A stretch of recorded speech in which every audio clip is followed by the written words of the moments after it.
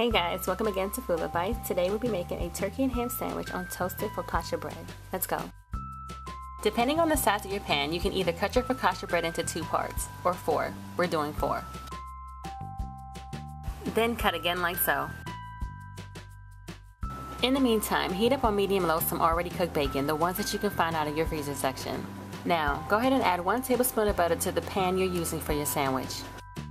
Let's head back over to the bread. Evenly spread on one side some Parmesan basil pesto sandwich spread dip.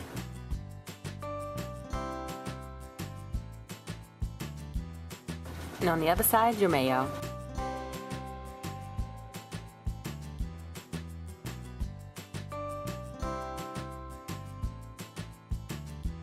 Start out like this.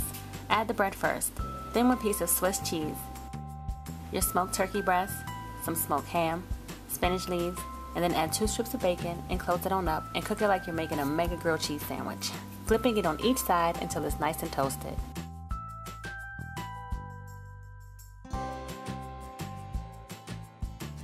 You're going to repeat this process for the next one you make, rebuttering the pan each time. That's about it, guys. Thanks so much for watching, and see you all again on Food Love Bites.